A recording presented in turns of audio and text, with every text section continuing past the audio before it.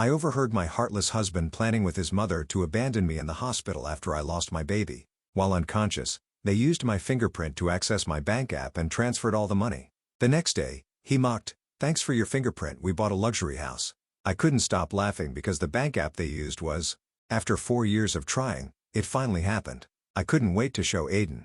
My name is Audrey, and that moment of pure happiness was the last I'd feel for a long, long time.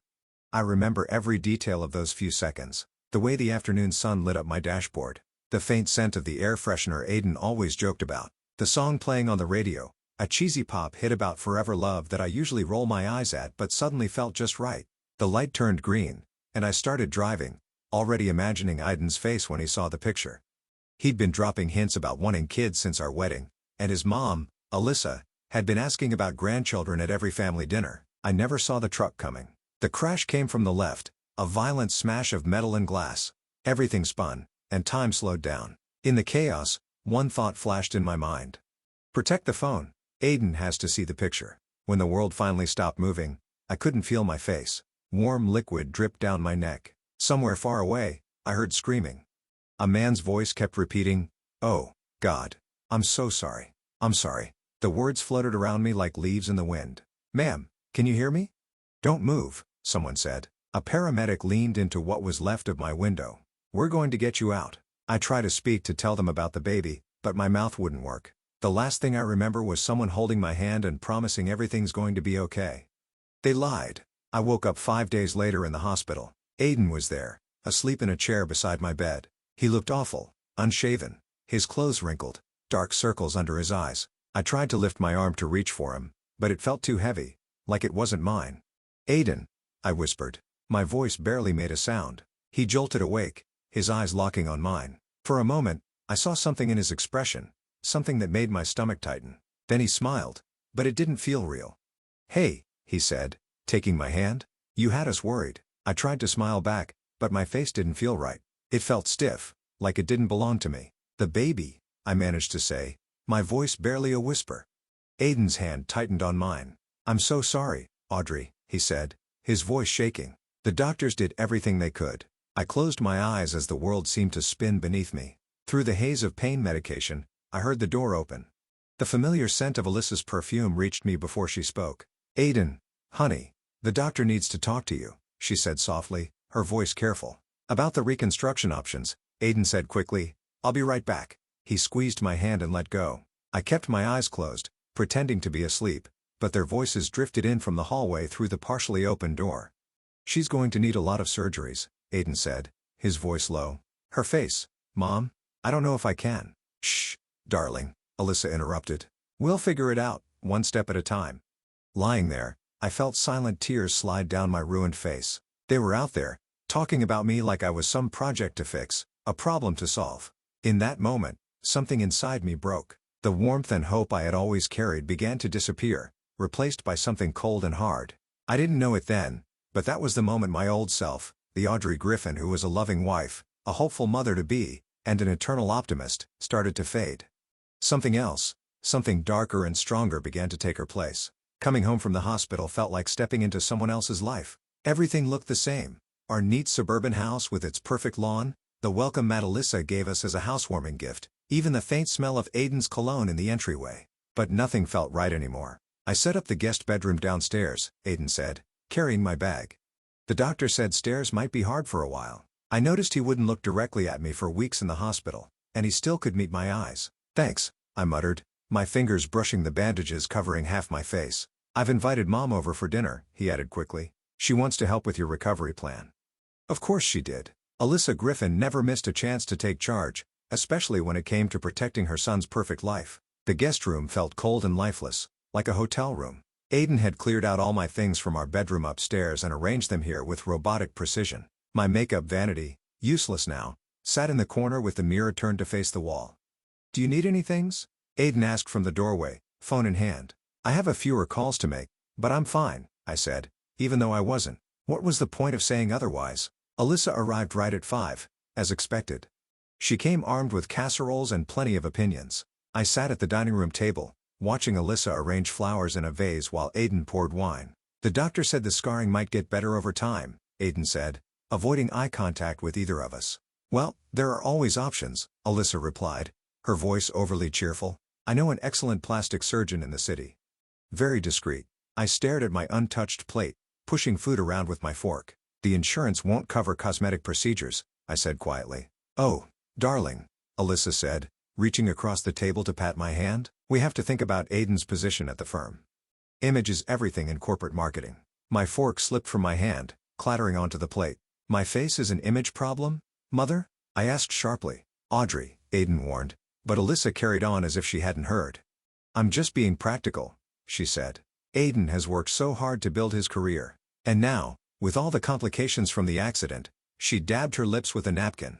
Well, sometimes life forces us to make hard choices. Complications. The word felt like poison in my mouth. You mean losing the babies? Aiden froze, his wine glass halfway to his lips. We hadn't talked about the pregnancy since the hospital. He didn't even know I had planned to surprise him with the news that day. Audrey, he started, but I cut him off. Did you tell her about the baby, Aiden, or just about your wife's ruined face? Alyssa gasped, her hand flying to her throat.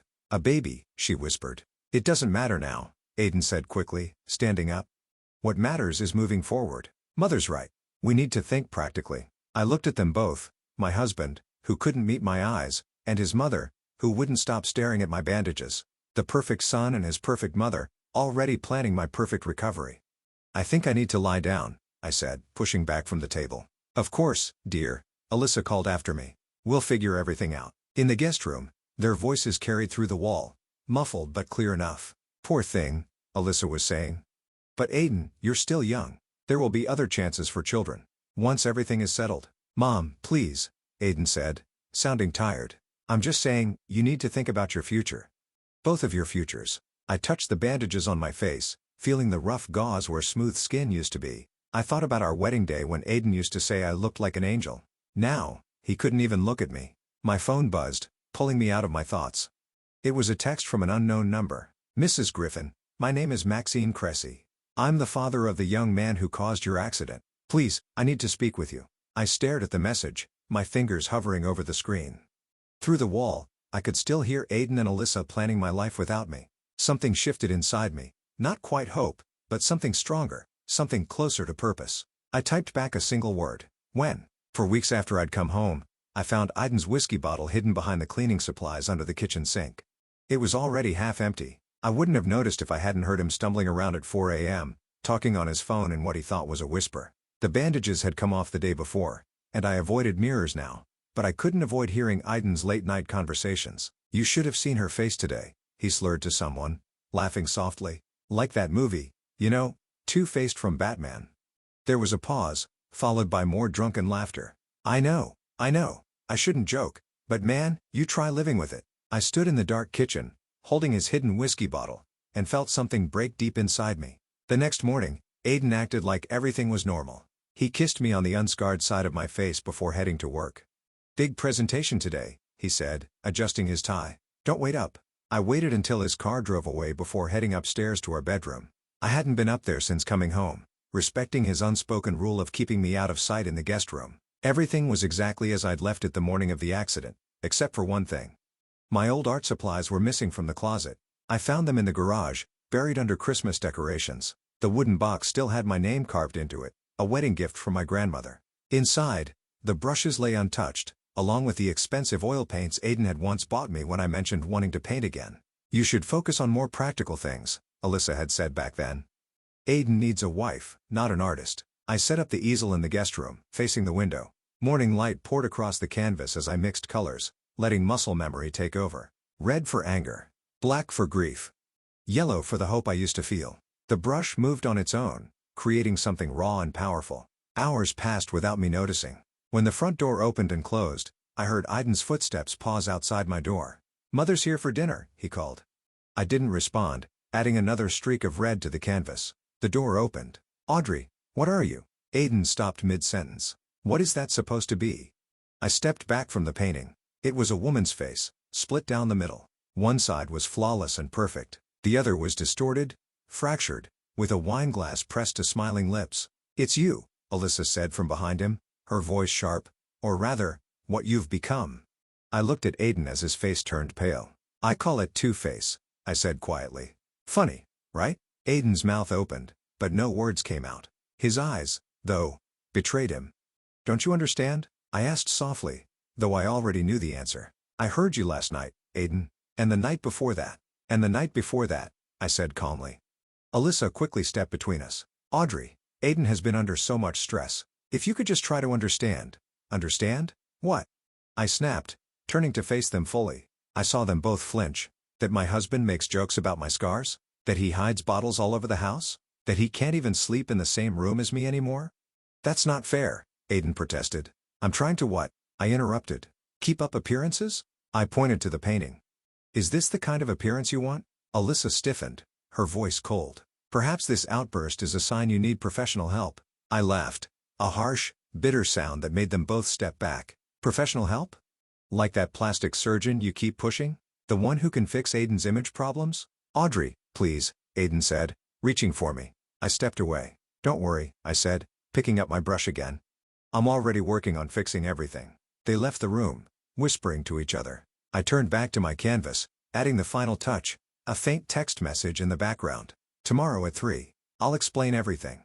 Maxim Cressy. I stepped back and studied my work. Both sides of the face in the painting were smiling, but for very different reasons. Tomorrow, I'd meet the father of the man who destroyed my life. Tomorrow, everything would change. The cafe Maxime Cressy chose was exactly what I expected. Quiet, expensive, and far from anywhere Aiden or Alyssa might go. I wore a scarf partially covering my face. It drew less attention than the medical mask I'd gotten used to wearing in public. Maxim stood as I approached the table. I recognized the guilt in his eyes immediately. I'd seen it in the mirror enough lately, the look of someone haunted by what they couldn't change. Mrs. Griffin, he said softly. Thank you for coming. Audrey, I corrected as I sat down. Your son? He's in rehab? Maxime's hands tightened around his coffee cup. He was. The accident happened after he left his third facility. I should have seen it coming. A waitress approached, hesitating when she saw my scarf before forcing a polite smile. I ordered black coffee and waited for her to leave before speaking again. Why did you want to meet? Maxime pulled a folder from his bag and slid it across the table. These are brochures from the top reconstructive surgeons in the country. I've already spoken with Dr. Isaac in Jacksonville. He's willing to take your case. I stared at the glossy pages filled with before and after photos of smiling patients. Insurance won't cover it, I said flatly. I'm not talking about insurance, Maxime said, his voice cracking. I'm offering to pay for everything. It's the least I can do. I can do this after what my son, Maxim, began, but I cut him off. Why? The word came out sharper than I meant.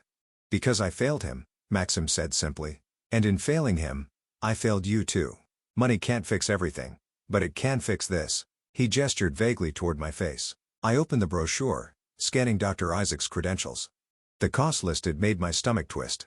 It was more than Aiden earned in a year. Your husband doesn't know you're here, Maxime said. It wasn't a question. No, good. He leaned in closer. Because there's something else you need to know. I gripped my coffee cup as he continued. The night of the accident, my son wasn't alone in the car. My chest tightened, but I stayed silent, waiting. There was a woman with him, Maxime said, his voice heavy. She's someone's wife. They'd been meeting at the Golden Leaf Hotel every Saturday for months. The Golden Leaf. The same place where Aiden had his so-called weekly client meetings. The woman survived, Maxime went on. No injuries. She left the scene before the police arrived. My son was too drunk to remember her name, but he remembered where she worked. He slid a paper across the table. I glanced at it, feeling my stomach churn. Griffin Marketing Associates. You're lying, I whispered. I wish I were, Maxim said, his expression grim. For both our sakes. He pulled out his phone and showed me a grainy security camera image. A woman hurried through a hotel lobby, followed by a man in a gray suit. A very familiar suit. Aiden, I murmured, my voice barely audible. Why are you showing me this? Because you deserve to know the whole truth, Maxim said, and because I'm offering you a choice. He tapped the brochures on the table. Dr. Isaac can do the surgery next month. He can make you look exactly like you did before. He paused. Or he can make you look like someone else. Someone Aiden and his friend wouldn't recognize. I thought about Aiden's late-night phone calls, his cruel jokes, the way he avoided looking at me. I thought about Alyssa's constant hints about divorce and fresh starts. Why would I want that? I asked quietly. Maxim's smile was sad but knowing. Because sometimes the best revenge isn't confrontation. It's making them live with their guilt while you move on. While you become someone stronger. I touched the edge of my scarf, feeling the rough scars underneath. When does Dr. Isaac need Mansour? Take your time. Maxime stood, leaving a business card beside the brochures. But remember, this isn't just about fixing what's broken. It's about choosing who you want to be. I sat there long after he left, staring at the security camera photo of Aiden next to an unfamiliar woman. My heart raced, my emotions tangled in anger, betrayal, and something I hadn't felt in weeks: clarity. Finally, I pulled out my phone and typed a message to Maxime. I choose someone new. His reply came almost instantly. Welcome to your second chance, Audrey. I walked home slowly, thinking about what to pack, what to leave behind, and how to disappear completely. Sometimes, the best revenge isn't ruining someone else's life. It's rebuilding your own. Jacksonville felt like a different world. Dr. Isaac's private clinic was on the top floor of a sleek building made of glass and chrome. Everything about it felt quiet and discreet. I told Aiden I was visiting my aunt in Kentucky for a few months to heal emotionally. He seemed relieved, happy to have an excuse not to deal with me. The changes will be significant, Dr. Isaac said, studying my file, but subtle enough to look natural. The goal isn't to make a new person. It's to reveal who you could have been. I looked at the digital mock-ups on his tablet. The woman in the afterimages wasn't me, but she wasn't a stranger either. She was who I might have been in another life, one where Aiden's mistress hadn't been in that car. How long until I can? I hesitated, unsure how to finish the sentence. Return? Revenge? Start over? For months for full recovery, Dr. Isaac said kindly. Maxime mentioned you'd be staying at his apartment during the process. I nodded. Maxime's San Marco apartment had become my safe place. It was filled with his late wife's art collection and rarely used now that he spent most of his time at his Connecticut home. The first surgery was scheduled for tomorrow. That night, I sat in Maxime's apartment, watching the city lights twinkle like stars. My phone buzzed. It was Aiden. How's your aunt? His voice sounded slightly slurred. Saturday night, Golden Leaf, hotel night. Fine, I replied, my fingers brushing the surgical consent forms on the coffee table. How's work? Busy. Listen, Mother wants to know when you're coming home. She's worried about appearances. Of course she was. I pictured them at their usual dinner, talking about how to handle me. The damaged goods? I need time, I said. The lies slipping out easily now. Right. Well, take care of yourself. He hung up before I could say anything else. A moment later, my phone buzzed again.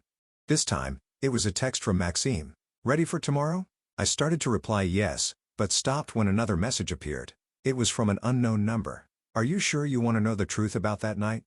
My hands trembled as I typed back. Who is this? Someone who is there. Someone who knows what really happened. Meet me at Jacksonville Zoo and Gardens. Midnight. I stared at the message, my heart pounding. It could be a trap. Or it could be her, the woman from the hotel. The smart choice was to ignore it, to stick with my plan and go through with the surgery.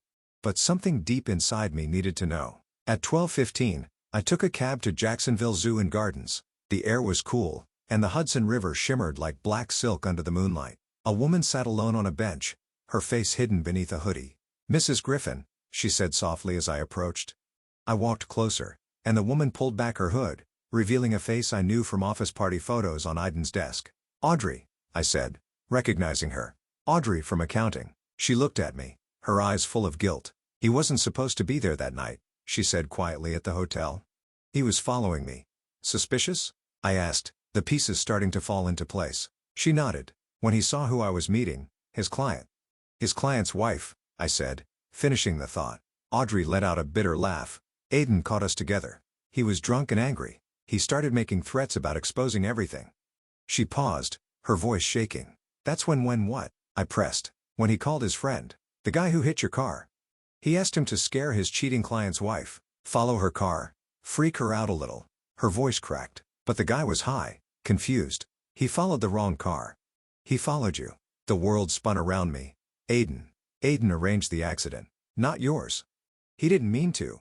Audrey stood up, backing away. I just thought you should know before you disappear. I watched her hurry off, my mind racing. All this time, I'd been planning to start over because of Aiden's lies and betrayal. But now I knew the truth. He wasn't just unfaithful. He was the reason I'd lost everything. My phone buzzed. It was Maxim. Surgery prep starts at 6 a.m. Are you ready? I stared at my reflection in the window of a passing car. Tomorrow, I wouldn't just become someone new. I'd become someone Aiden would never see coming. Ready, I typed back, but we need to change the plan. For months after my surgery, I stood outside our house in the rain, unrecognizable. My new face, beautiful but completely different, felt like armor. In my bag were the divorce papers, sharp and vinyl, like weapons. I had planned this moment perfectly. It was Saturday evening, the night Aiden would be home from his client meeting at the Golden Leaf, and Alyssa would be over for their weekly dinner, plotting my absence from their lives. My keys still worked. I stepped inside quietly, hearing their voices coming from the dining room. The lawyers say if she doesn't respond soon, we can move forward with the annulment, Alyssa was saying. Really, Aiden, she added. It's for the best. That accident was a blessing in disguise. I stepped into the doorway, and they froze mid-conversation. Hello, Aiden, I said calmly. He stared at me, blinking in confusion. I'm sorry, who are you? I'm Michael Cressy, I said, using the name Maxim, and I had chosen Maxime Cressy's niece. I'm here about Bianca Griffin. His wineglass slipped from his hand, shattering on the floor. Alyssa stood quickly, her instincts kicking in to manage the situation. Whatever this is about, she said, her voice firm, we can discuss it privately, can we? I asked, stepping forward. I placed the divorce papers on the table. Like you discussed arranging the accident that scarred your wife's face? The color drained from Aiden's face. I don't know what you're talking about, he stammered. Audrey from accounting does, I said, holding his gaze as the truth hit him like a slap. I pulled out my phone and pressed play. Aiden's voice echoed through the room. Follow her car. Scare her a little. That's not I never meant, Aiden stammered, his face pale. You never meant for it to be me, I said, my voice calm and steady. Your pregnant wife, instead of your client's cheating spouse. Alyssa gasped, pregnant. Oh, he didn't tell you that part, I said, turning to her. About the grandchild you lost because your perfect son wanted to teach someone a lesson? Aiden whispered my name, finally looking past the new face and seeing something familiar in my eyes. I pulled out another document and placed it on the table. This is a police report naming you as an accessory to the accident, I said. Audrey's sworn statement is attached. I stepped closer. Sign the divorce papers, I said softly, or everyone will find out the kind of man you really are. Aiden lunged for the police report, but his foot slipped on the spilled wine. He crashed into the china cabinet, glass shattering around him as he fell. Aiden! Alyssa cried, rushing to help him, but he pushed her away. Blood dripped from a cut on his hand as he got to his feet. You can't prove anything, he hissed, but his eyes were full of panic. Can't I? I replied, stepping back toward the door. Maxim Cressy's legal team would disagree.